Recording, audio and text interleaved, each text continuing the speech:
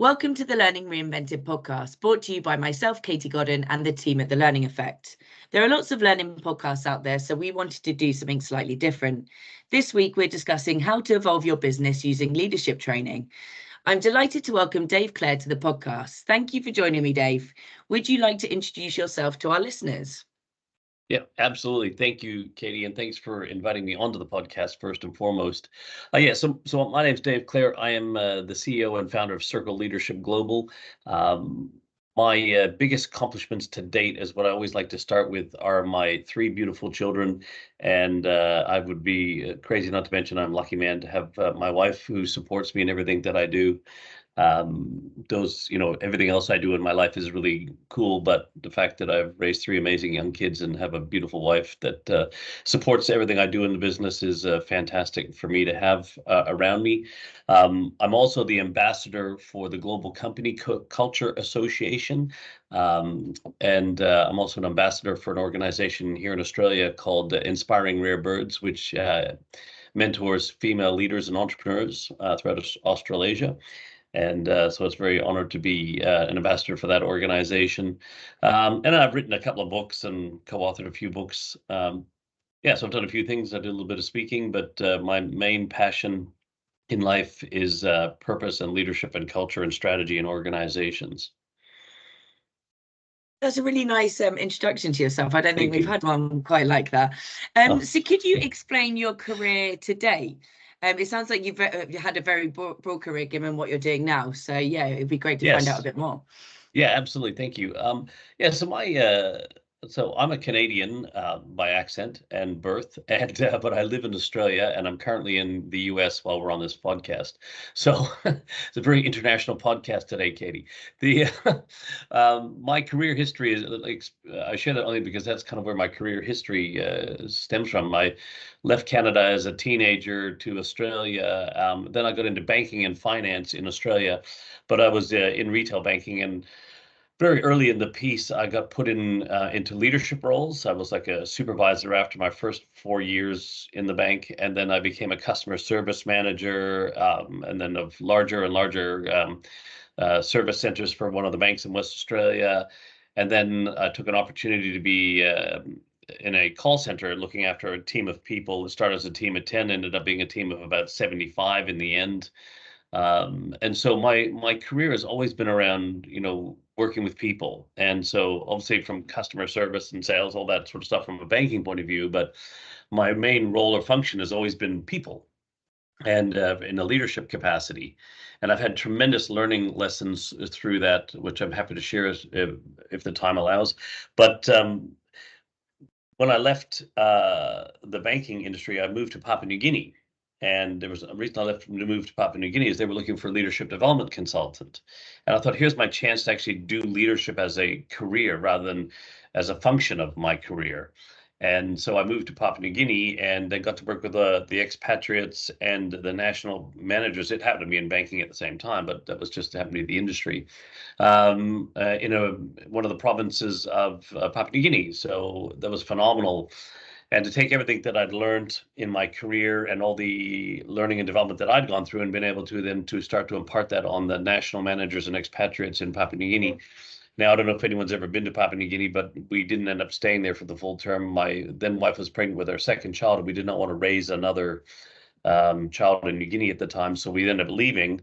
Then I went back to Canada and decided I wanted to do this sort of work for the rest of my life. And so I bought a license with then, at the time, the world's largest personal and organizational development company in the world, Leadership Management International, and got my license as a Canadian licensee of that organization and built my business in Ontario in Canada, where I was. Had a really good team, built about six people on our team. We had clients of the year 3 years in a row, like Canadian clients of the year 3 years in a row. We had first team to ever have two world clients of the year. So two of our clients went on to be the world clients of the year back to back. And I only share that because for me, you think about the work that we're doing, it was more really important for us to see the results that our clients were getting. So all that career development, the impact is what actually the evolution and growth of our clients was the true proof of our ability in the work that we were doing in the world. So that was really great and exciting. But then I got a little bit disillusioned with the personal and organizational development industry, because back in those days, they were more interested in how many boxes I sold rather than, as I was just alluding to, the results we were getting with our clients. And so I left that organization, then decided to start building out my own tools and my own processes and methodologies, and started developing my own client base. And it was really great. And then the global financial crisis hit. So then I left. So we ended up leaving Canada because at the time I went through a divorce. My then wife left me and the kids, and then my business disbanded, and obviously I had my office building, my house, and the global financial crisis. So it was a really powerful lesson for me from a learning point of view.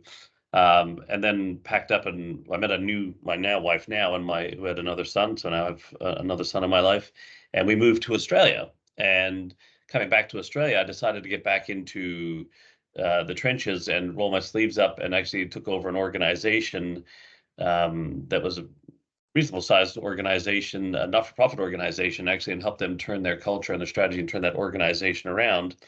Then I wrote my book on leadership, because by that stage I had my voice and my message clear. And then I launched Circle Leadership and created the organization I have today about 6-7 years ago now. And now we're global around the world. So that's, I don't know if that's enough or too much, but I guess the main thing in that, Katie, is that the main information I share with people is I'm a practitioner.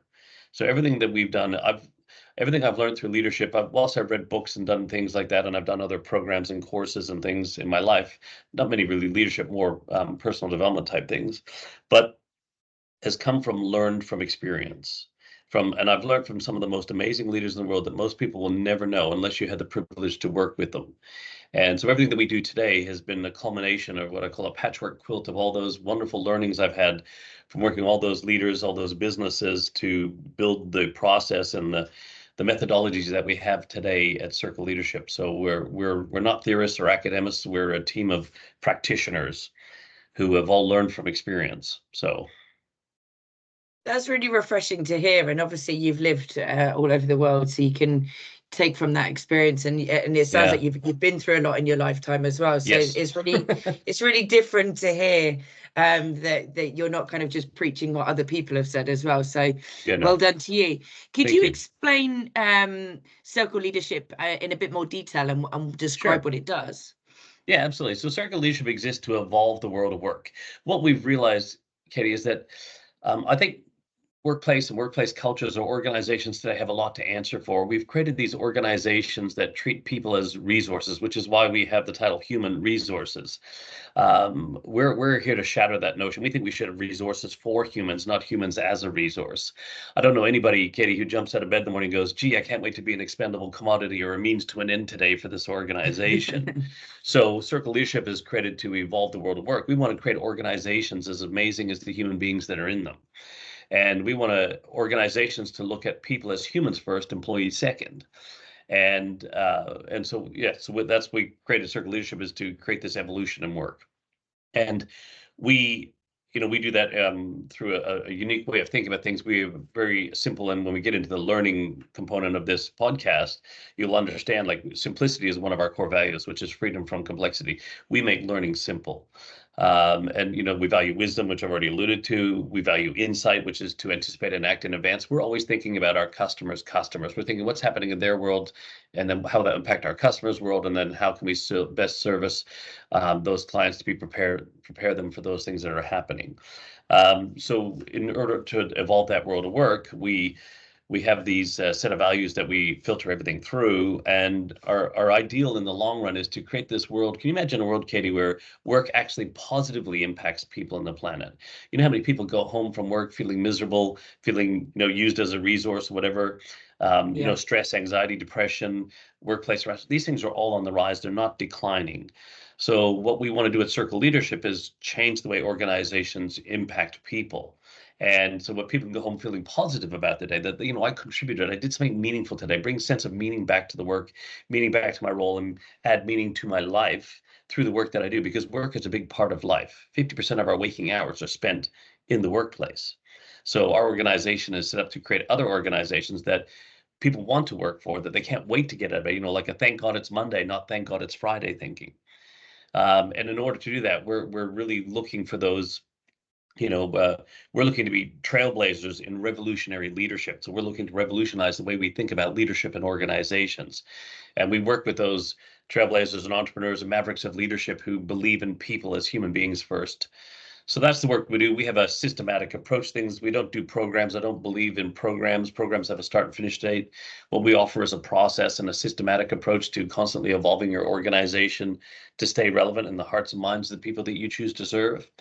And we have a lot of different processes and tools and methodologies, which some of the ones we'll talk about today in terms of from our learning process that we use, the way we work with our clients to help them to build these organizations and transition and continue to transition, or what we call evolve, into the best version of themselves. Do you find it difficult to find those clients of yours that want to do that, that want to make those positive changes? And I'm not saying that in a negative way, but No. do companies think that they're already doing that? So they have maybe well-being training and all of those things to kind of reduce stress, etc. So do they think that they don't necessarily need that, so it's more difficult to find it? Or are you finding people coming to you going, look, we've got an issue with X, Y, and Z, and we really need you to help boost our leadership to increase whatever they're looking to do? Yeah, that's a great question. And a lot of organizations think they're doing a lot of really good stuff, and they are, don't get me wrong, they're doing a lot of good stuff. But what the simple fundamental way I explain this to people is you can take a new way of thinking and put it in your old way of doing, and it's not going to work. So they're kind of like ticking the boxes. We're offering well-being programs, we're offering all this, but the fundamental system of the organization hasn't transformed or transitioned to gain the true benefit of those great things or initiatives that they're putting in place. And the simplest way to explain that is, well, we challenge organizations. Most organizations are built on ecosystems, which is I'm the boss, you report to me, the typical hierarchical organizational charts. And in that you can put all those wonderful things, which will make it better, but it doesn't really change it. Now, if you create what we call an ecosystem of leadership, where you have all around leadership and not top-down leadership, you can have these things start to thrive in that environment. So it will, like collaboration, will thrive in an ecosystem, but it won't work in an ecosystem. All these well-being and wellness programs, when people can actually feel that they're actually a part of something and they belong to somewhere and they see a future with where they're at. And then they have advantage of all those things, it works a lot better when they have a lot more autonomy and direction. Like this is what an ecosystem can provide for an organization versus an ecosystem or just an operating system of an organization.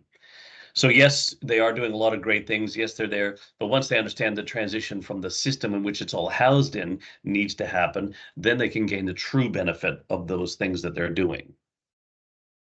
Yeah, no, I think that's great. I think it's a really different way to look at things as well, because like you said, that you can have all the great training out there, but if you haven't got that culture piece, it's really difficult to implement that, because that doesn't take away from your kind of feelings on an everyday basis. Correct. Let's say it's nice things that are happening, but in the same old system. Yeah. Yeah, exactly. You can go and do that training, but it doesn't mean anything if nothing else changes, does it? It's just because I've read something or watched a video on how to, I don't know, but have better mental health, whatever the subject might be, doesn't necessarily mean that's going to have an impact. You might have more of an understanding, but I think to change that as a whole, you need to change the whole culture piece as well. Well, we also have to change the priorities in which organization put things on to that point, because why? The bigger question here is, Katie, why do we have to talk about well-being? Why do we have to talk about all this sort of stuff in organizations and stuff? Why isn't it just a natural course of doing business? Yeah. Right? Because because we're all, well, not we're all, everyone's more focused on numbers than they are people. So if you look at it, it's usually product, process, people, when I believe it should be people, process, product. If you look at, changing the order, if we take care of our people as humans first, everything else will take care of itself. If you take care of purpose and people, profitability will take care of itself. But because we're doing it the other way around, we then try to jig in these things to soften the blow for people instead of actually making it about people first. No, I completely agree with you. Like James and I have had conversations like that previously about lots of different subjects that impact organizations. And if you're like even diversity and inclusion. I think if you're employing the right people, then you get a naturally diverse workforce because you're just employing the right people based on the skill set that you need. You're not looking at those other bits. But unfortunately, it doesn't work like that at the moment. But I hope it does go to change in the future. Well, that's what we're working on at Circle Leadership to evolve the world of work. That includes all those things. No, that's really good. So why do you think that leadership is so important? Well, I guess you have to go back to, well, what do you define as leadership? Am I allowed to ask you questions?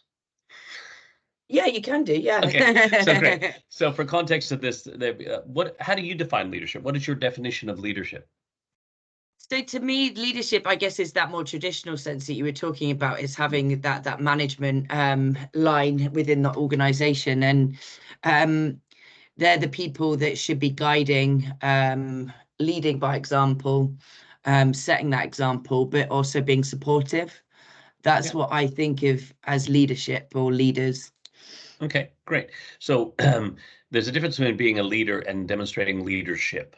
So when I talk to people about leadership, our definition of leadership is fundamentally this. Leadership is all about helping other people become the best version of themselves so they can do their life's best work while they're in your care and beyond. So I'll say that one more time. So leadership is all about helping other people become the best version of themselves to do their life's best work while in your care and beyond. Now, in that definition of leadership, Katie, where does it say you need a position or title to demonstrate leadership? Yeah, you don't. Correct. So that's the first thing. And then the second thing is, in the last part of that statement, is in your care and beyond. And that says, I care about you as a human being first and an employee second. Because I want to help you become the best version of yourself. And then if I help you do that, I know you'll do great work here. And I want to do that. So I want to think about you even when you're not here. What are your goals? What is the life that you want? What is the things you want to achieve? And then how can I show you how you can progress towards those things by doing great work in this organization? And once again, I put you as human first, right? So you don't need a position or a title to demonstrate leadership, and it's all about human first. And then can you imagine if we went from top-down leadership and created all-around leadership where everybody answered to something first, not to someone, and that something is the purpose through the lens of our values. And we allowed this organization to happen where we could have everybody lifting everybody up, right? Everybody's lifting everybody up instead of actually what I call, like, you have the ceiling where everyone starts to grow or evolve, and then they reach this ceiling where people, they've got no room to move or go, so they end up leaving, because most people leave organizations because of their leadership or management, not because of the organization. But if we can actually change that model and break that model and create a new model that makes that old model obsolete, and we can create a leadership model that actually allows everyone to lift each other up, leadership becomes extremely important in the organization, because it's about how do we lift all the humans in our organization. So everyone's focusing right now, Katie, every guru and every man and his dog is actually running a AI, how do AI is going to improve your business and everything like that, right? Which is really cool. And this may sound like a shameless plug, but it's not. It's meant to prove a point. My new book I'm finalizing right now, I'm just almost finished writing, is called Humane. So small h, small u, small m, capital A, capital I, small n, how AI is making workplaces more human, and looking at it through the lens of culture, because you can do all the AI and add all that into your organization as you like. But once again, if you don't have the right system, you don't have the right culture framework in place, you don't have the right people, all that stuff is not going to realize its true value. So if we create a culture and organization of leadership where people are lifting each other up and freeing up our humans to do the work that humans must do, and allowing them to all that route process and things like that, and fundamental robotic work to be done by AI and automation, leadership is going to become one of the most important things in your organization. And that's where your biggest investment should be, and is how do I help our people become better versions of themselves and do their life's best work while they're in my care and beyond? And how do we cultivate a culture of leadership? I don't want to create more followers. My job as a leader is to create more leaders. Yeah. And that starts with self-leadership. And there's three layers of what we call leadership in an organization. So there's leadership of self, leader of teams, and lead the business. So leadership, leader, lead. Yeah. So leadership is so important right now. It is the biggest investment every organization should be making, yet everyone's so focused on AI and automation. And I get that, and I understand it's the hottest topic. But once again, you take that new way of thinking and put it in your old way of doing, it's not going to achieve the results you want. No, I completely agree. And I think it's a really interesting way of looking at it. And I think that's how I'd like to see organizations being run. I've worked in organizations before where it hasn't been run like that, and they haven't necessarily put people first, and it's all been about kind of positions and hierarchy and that power piece. And like you've kind of explained, having that doesn't make for a particularly nice workforce. And it's not about the work that you're doing necessarily, because you obviously like well, some people like the jobs that they're doing because you're doing that job, but like you said, the impact that other people have on you and your surroundings, etc., are the things that make you then perhaps want to think about leaving, which But obviously isn't. statistically, Deloitte, Gallup, all those large organizations do these surveys every year. That number isn't changing at all. That approximately 70% of the workforce is actually disengaged in the work that they're doing. Yeah. Because we But also I haven't think, shown people how to connect with the work that they're doing. We haven't had a clear sense of purpose and show people why our organization matters, why their work matters, and and help them understand why that matters to them, and get this deeper connection to this personal connection to a public sense of purpose. So we have this total disengagement also happening in organizations. And now we're threatening to bring in AI and automation and take away all the work that they don't like doing anyway. And then they're wondering, yeah. going, what am I going to do now? Mm. And Yeah, this is why exactly. And leadership is so that's when it important. Yeah, and that's when it becomes negative as well. And I think, Yeah. because I think from the leadership point of view, it's kind of having that overview and that explanation, especially like if you're a new starter going into a business and you don't really understand what that business does, Yep. then you're not going to feel connected to it. Yeah. I've been involved in organizations before, and you've gone in and I've had a really poor example of an induction, and I've had to go out and find that information myself, set up meetings with various departments to get that real understanding. But some people don't necessarily have that want to go and do that, so they're just stuck in a role, and like you said, not aware of the impact that they're making or what their purpose is. But Right. I've also been in organizations, and we've worked with organizations that have had awesome inductions where they really make you understand that, and you understand the purpose of the business and what you're doing as well. Yeah, otherwise they just feel like they're a cog in the machine, and once again, it gets back to being treated like a resource. I'm just here. All they care about me is as a piece of the thing to help them achieve whatever their goals are today. They don't care about me and my goals, Yeah. right? And we wonder why people disengage, and we wonder why our people act like robots, and then because we treat them like robots, and then we want to replace them with robots. Yeah, Like I said, definitely. workplaces have a lot to answer for. The way we've cultivated workplaces over the years, and because we've been so focused on numbers as a driving force for business. And don't get me wrong, numbers are critical. And I like, money is like oxygen Yeah. to us as a human being, right? You need it Hmm. to survive, but you weren't born just to breathe, right? So organizations, yes, they need money to survive, but they weren't born just to make money. They were born to passionately solve problems for people. Hmm. And organizations, if they're not a collective of a bunch of human beings all working together for a common goal, then what are they? Yeah, exactly. I think some organizations have lost that. I tend to find the ones that have got values written on their wall are the ones that are the worst, generally, because Yeah, they well, don't they're all the same necessarily live by that. commonplace corporate rhetoric BS values. That's Yeah, why. no, They definitely. don't know how to lead, live, and love them. They've just done it as a branding exercise. And well, look at Yeah, this, and because we think that's what everybody wants to hear from us. yeah, exactly. But if you say anything that goes against this, then definitely not. Yeah. So obviously we're going into potentially hard times, definitely in the UK Yep. here. We're going into a recession. Lots of other countries are struggling as well. How do you think, so training budgets generally get cut at that time? So what's your advice for businesses to continue to build great leadership and continue the training as well? Yeah. Like we need to reimagine. This is like I said, there's a lot to answer for all of this. So whilst we have this significant amount of employee disengagement happening in organizations, and budgets are going to be tight, I understand that lots of places around the world. But you got to look at this. There's $50 billion approximately being spent on leadership development and training in the world today. That's university courses, books, programs, you name it. Yeah. I've done the research. That was the stats a couple of years ago that was at. And yet the disengagement rates in organizations and things are not getting any better. So we're spending $50 billion and things aren't getting better. So what does that tell you about our current methodologies and training and what we're spending money on? The reason why people cut back on training budgets is because they know they need to invest in their people, so they do it.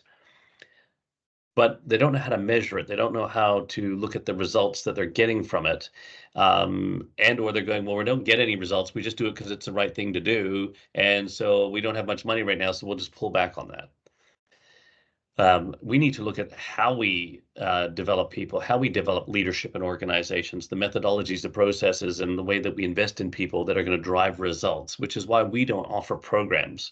Because you can't, some of these leadership programs, Katie, I'm sure you've seen it. I don't know what they're like in the UK, but a 5-day leadership course, you'll go to one of these institutes where they have a 5-day leadership program. It'll cost you 10 grand or something stupid like that to do this. And you come home with this big certificate to hang on the wall behind your head and say, oh, look at me, I'm a leader now. But nothing changes. Yeah, well, no, because you can't learn leadership in 5 days. And you might, know a lot about leadership, but knowing and doing are two different things. Yeah. So you have to look at the process in which you do that with, and smaller bite-sized pieces. So we work on leadership as an evolution process. So evolution to us is the steady and progressive increase of your capabilities and your capacity for greatness. Right. So the more you increase your capabilities, the more capacity for greatness you have. Otherwise, the only other way you can get greater results in life is to work longer and harder than you ever have. So we have to firstly look at, from a budget point of view, what are we spending on money and what results we're getting from it? Because probably the methodology, there's content, a lot of the content's okay. It's great. I've seen a lot of the courses and curriculum. Also, on the unfortunate side, when you look at a lot of the curriculums of a lot of these leadership courses that people go on, Katie, 80 or 90% of it is just modern management practices. It's really got very little to do with leadership. Yeah. And so we get back to that definition of leadership, about helping other people become their best to do their best. We need to, I would encourage people to invest more money right now on coaching, and not just having coaching for their business, but turning their leaders into coaches. And I'll explain this very fun place. So if you want to cut back your costs and you want to improve the process and get greater results, invest in developing a coaching methodology in your organization. And the simple fundamental reason behind that is, are you familiar with Jim Collins' book From Good to Great? Yes, I've heard of it. It's a very popular book, right? So Jim Collins wrote in his book From Good to Great.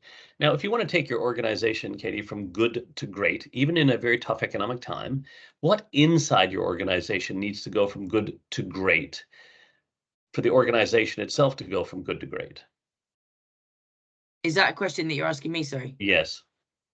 So what they need to do to go from... Yeah, what inside your organization needs to go from good to great for the organization itself to go from good to great?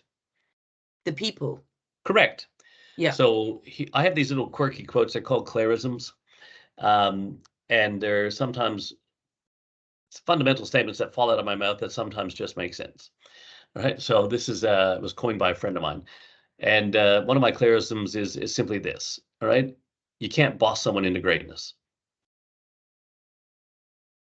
So you need to become a coach, not a boss. So leadership, if you're going to invest in anything right now, invest in turning your leaders, managers into coaches. And how do you help them to become better coaches of your team? Like any sporting team has a great coach. They have the offensive coach, the defensive coach, special teams coaches, head coach. So we need to think more like that in business. So if you're going to invest in anything in the tough economic times, choose where you're going to invest your money wisely. Then look at it as a process. Invest in a process that's going to create small bite-sized pieces over a period of time is far better than trying to gorge everything at the buffet in one sitting, because it doesn't produce any results. It's kind of like you even going like a 3-day training course, workshop, you name it. It's like fireworks. You go there, you get all this wonderful information, but then you get back to the office and you're hit with all the emails and the phone calls and all the challenges. Yeah. And you're lucky to take one thing that you learned and be able to put that in play. The methodology is not the right methodology. You're not investing in the right things, and then the methodology is wrong. Mm-hmm. No, I couldn't agree more with that, because I think with these courses, you go and like you said, you get overwhelmed with absolutely everything, and then you go back and it just goes back to normal. And I don't think one person can change everything. No. Especially considering these courses are generally quite expensive, like you've alluded to anyway. You can only send 1 or 2 people, if that, on these courses, and they're not going to have the greatest impact. And I think it's refreshing to hear you speak, because Obviously, lots of people go about it in a different way, but I completely agree with you. I think having that bite size, that mentorship, the coaching side of things makes so much more sense to be able to produce a lot better leaders within an organization. Right. And so I don't know if this is where is the best time for me to share our learning methodology that I shared with you about coming on the podcast. Yeah. Because like this is really important here, because if you and this is like, so we work with like leadership teams around the world. So our methodology is they do one thing every month for 12 months, right? So like over the period of 12 months, they'll learn 12 things. So instead of going away for, 4 days and doing 3 things a day, and like that, we actually do one thing a month, right? And the fundamental way to do this is simple. Our process that we've developed based on the process for human behavior and how people become the best version of themselves and our definition of leadership. So all this is in context to that, is a simple formula that we've created. That is content times context equals concept. So if you want people to embrace a concept, so if you're investing in learning and development in your organization, leadership development in your organization, and you want your leadership team to embrace a concept, they need to be taught the content. Mm-hmm. And so we do online learning. So there's video of me explaining the content. Then we do a group coaching. And that coaching is, so it's our content times their context equals concept. Right. So then we take our content that they watch it 2 or 3, 4, 5 times so they can really understand the content.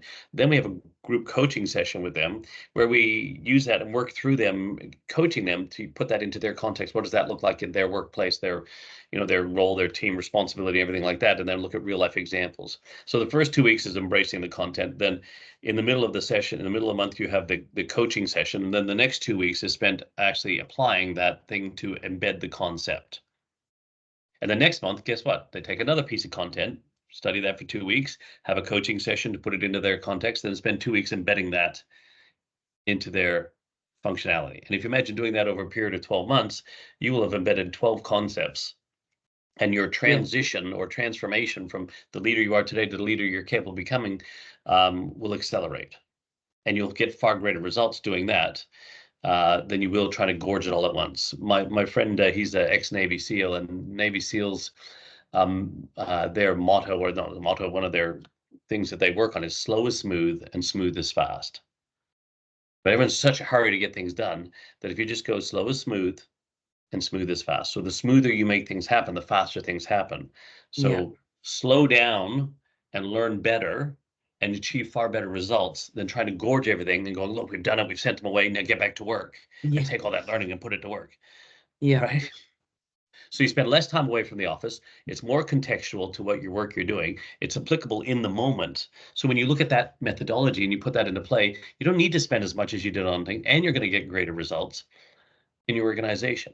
And you're going to build a team of coaches or whatever it is you want to do and actually achieve the evolution of those human beings in your organization who are then going to help other people do the same. Yeah, I think that contextual piece, that's a bit that stands out for me in that equation, because I think we can all go and watch videos on whatever channel it might be, whether it's a learning platform, whether it's YouTube, you could read a book, however you want to go about doing that. But actually applying that and having that level of understanding to apply that to your business and organization, sometimes it's not as clear as what you think it might be. So having that support to be able to provide that context, I think is really essential, because it helps the end user or the person that's being coached and trained in that to really be able to then go back and do something about it, rather than, I think, just watching videos, not really having that great understanding and then hoping for the best. And then, when you've got that lack of understanding and a bit of confusion, that's when you kind of avoid doing that as well. So I think that's the key piece out of that for me. Yeah. The interesting thing here, like, and I'll go back to AI as an example. So we got several, but one of our clients who's a financial planner, we were talking to them about AI about a year ago when it first all this ChatGPT and all this stuff came out, and I asked him to give me a example of what a typical scenario for one of their clients they might have, and he didn't know about ChatGPT at the time, and I had it on my computer, and I just so give me a thing, and I just put this, and I go within 10 seconds, I turn around and go, here's the financial plan for that person. Here's a 10-step financial plan for that person in that scenario. And he goes, geez, that's a pretty good plan. How did you do that? So I was explaining to him.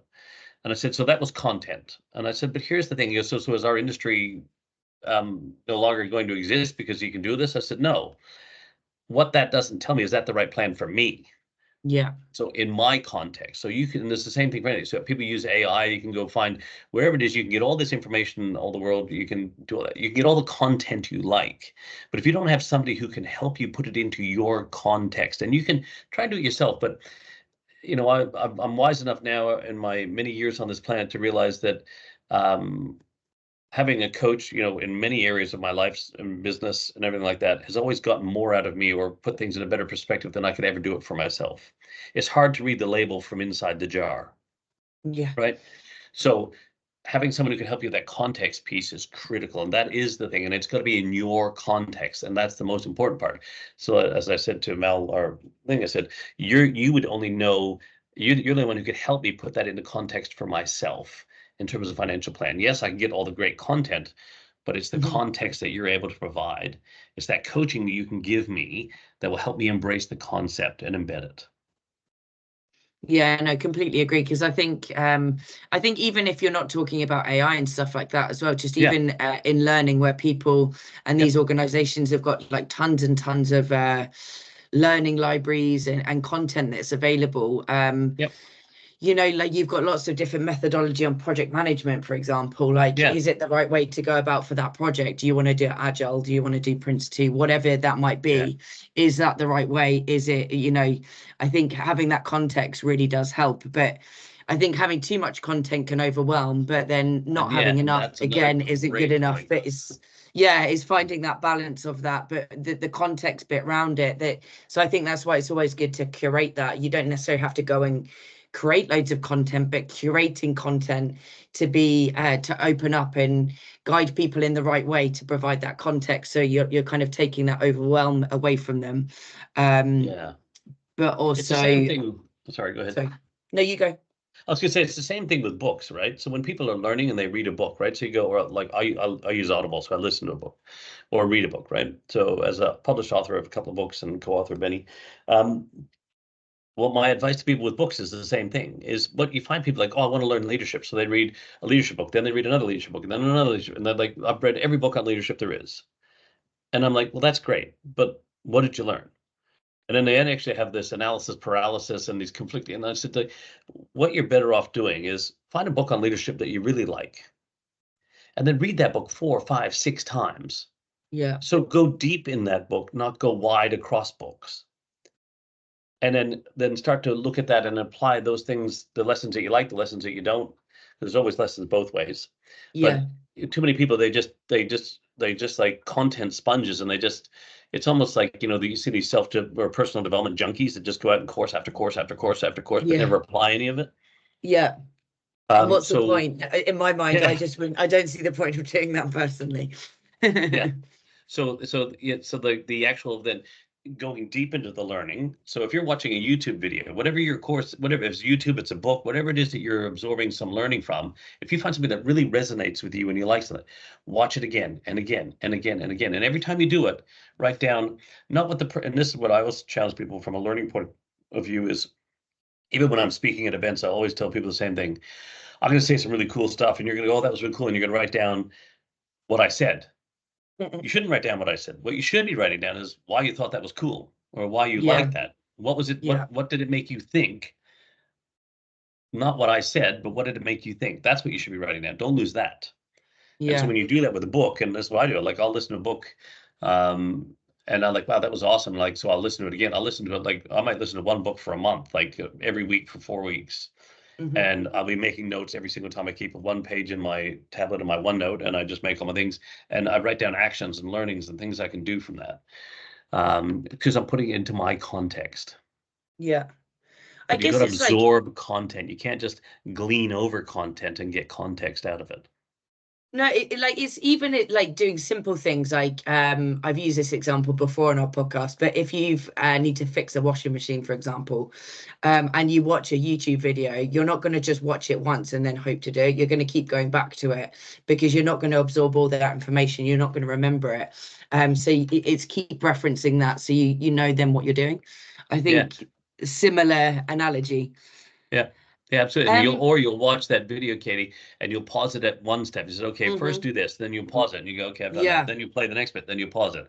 You won't watch the whole thing and then just go and do each of the steps. You'll either watch it and watch again, okay, I've got it in my head, or you'll be the one who goes and just watches it up to that stage and goes, okay, got that, and then watches the next stage. And so once again, that bite-sized pieces over a period of time. And spaced repetition. Spaced repetition is the mother of all skill. It's something I learned back in 1999, like labeling it as that. We're going to walk, talk, ride a bike, drive a car, all these sorts of things through the exact same process. And the scientific researchers, whatever you want to call it, suggest that for 60 to 90% of the retention of things that you want in life won't happen until after the sixth repetition. It's like listening to a song on the radio, you're humming away to it. Then before you know it, you're singing the chorus. And before you know it, you're singing the whole song. And then you're at a karaoke bar, right? Yeah. So you have to factor in spaced repetition, which is why that multiply sign, content times context, is in there. And then you have to do it in those bite-sized pieces. So when you start getting this methodology right in your organization and your learning development process, you're breaking down into smaller bite-sized pieces, you're using repetition, you're putting it into context, and then you're actually applying that in like repetitively, not waiting till the end. Each time you do something, then you apply it, then you apply it, then you apply it. And then that's where you embed and start to own the concept. Definitely. And I think you start to learn more from that as well. So even as you are embedding that, you're learning from by that. Going slower. Yeah, exactly. I think because people just take on too much essentially, and they're trying to do everything at once, and that's not possible. No, and this is why when you talk about tough times, people are spending all this money, and as I said, the statistics are showing that nothing's getting better. So if you're spending all this money and you got to question where the methodology that you're spending it on, the content you're spending on, the people you're spending on, and then what's going to get you the better result. And you're better off to spend less over an extended period of time and get better results. If you're in such a hurry to spend your money and get results, it doesn't happen that way. It just doesn't work. No, I think that's I think that comes from a reaction to something happening, and I think that's why people go away. Something bad might have happened or whatever it might have been, but then they're like, oh, we need leadership training, let's go and look at this, let's do this quickly, and that will solve all our issues. And so they go back to the traditional same old leadership stuff we've been doing for years, which is just modern management practices and so on. And we really haven't even embraced what does leadership mean in our organization. You want to go invest in leadership, get clear on what does it mean in your organization before you invest in any leadership anywhere.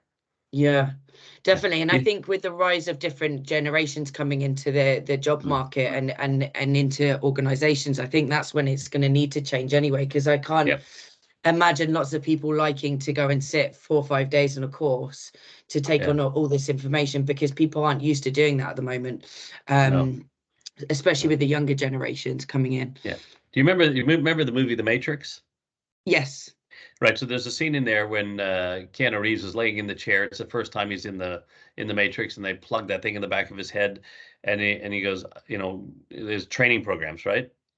So he 2 seconds later he goes, I know kung fu, right? And then Morpheus goes, show me, and then they go into the simulator, and he gets his ass whooped by Morpheus. Yeah. Because even that, like, people's like, I wish I could just like plug in the back of my head, learn all this stuff, and then I can do it. Well, even then you still need to, he had to put it into context. Okay, put it in the context of a real fight now. And so when they're fighting in the Matrix, and that's just a simple example, even of the future of everything, that content times context will equal concept. You have to put it into practice. Yeah. And you have to be willing to have learning moments and coaching moments, because you have to also be willing through this process to be able to make mistakes. Yeah. Or, what I call learning moments and coaching moments. I think that's a nice and positive way to look at it as well. Yeah. So what does have a learning moment? Anyway, sorry. What does your future look like? For leadership? Everything. Because you've had a varied life, you've moved all over around the world. So in regards to your business, your personal life, are you planning on moving anywhere? Well, we're probably staying in Australia, but probably on the other coast. So for me, from a future point of view, my future role at Circle Leadership in the next 2 or 3 years will be to become the guardian of the philosophies and principles in which our organization was founded. So my job will be to travel around the world and then work with our team around the world and our clients, right now, of course, whilst I'm the CEO and founder, I have a team with me, but I'm still doing a lot of the client work and team. So my future is to move into that role and create space and capacity for my team. Because one of the things we challenge leaders on, Katie, and I'm not immune from this because I do this for a living, is that you need to go first so your team can go further. So I'm looking at my own evolution and how I'm going to evolve as a leader and create space and capacity for my team to evolve in the organization. So anyone who's in a leadership role, please understand you have to go first. You can sit there and go, well, I'm the leader of the business or I'm the founder of the business, so I don't need to because, look at me. I'm a constant work in progress. And so I know what that next evolution is for me and what that role is I need to perform so I can create that space and capacity. So my future for me would be traveling around the world, speaking, holding ourselves true to the reason why we exist, to that, evolving the world of work and, working through our values and working with those clients around the world and adding value wherever I can to the organization. So the organization will be able to run without me, but my role would just be the guardian. I started this organization as a legacy for me. I didn't need it to be named after me. It's actually named after our core models when you think about leadership of the future. Circle leadership was that way because I created what I call the circle of organizational leadership. It's our ecosystem model that we use, and I created that back in 2001. And it's how it's the model that we have, that we break the traditional hierarchies and structures of organizations down into this ecosystem of leadership, not the ego system of leadership, and the collaborative working model where everybody answers to something first, and all around leadership and all these things I've shared with you. And so so we'll have autonomous teams working as independent but interlinked network of teams all around the world. So my job will be just to ensure the symbiotic nature of that ecosystem exists and thrives and is having the impact on the people in the world that we want to create, that where work has a positive impact on people and the planet. So that's my future for me, where I'm going, because I also do love traveling. So it'll give me the opportunity to go see a whole bunch of amazing places around the world and work with some crazy human beings doing some crazy stuff in the world. Like my wish for everybody, Katie, and this is why my future is built the way it is I just wish everybody could do the work that they love with the people they love doing it with, for the people they love doing it for, because that's what I get to do every day. That doesn't mean I don't have tough times. I don't have to do some stuff that's like a hard slog. And do you think I like flying 36 hours to come speak at a culture forum here? Do I enjoy I enjoy the travel and being here and doing the speaking, but there's things you have to do that. Yeah. So, they're still tough. Right. But because I love what I do and the people I do it with and the people I do it for, I push through all that. And I just wish that for everybody. So that's, when I think about the future, I want to create workplaces where everybody can feel like that, and, find great joy in the work they do. It doesn't mean it won't be easy, but, like going home knowing that won or lost, you played the game today and can't wait to get up and play it again tomorrow. And if we can create organizations of the future where, like now and in the future, where that happens, that's what I see as the future. That's the future I want to do. And I want to be the guardian of philosophy, guardian of the philosophies and principles that will enable that around the world, because I think going forward, we need coaches, not bosses. We need to create better employee experiences. You should building a network of independent but interlinked teams.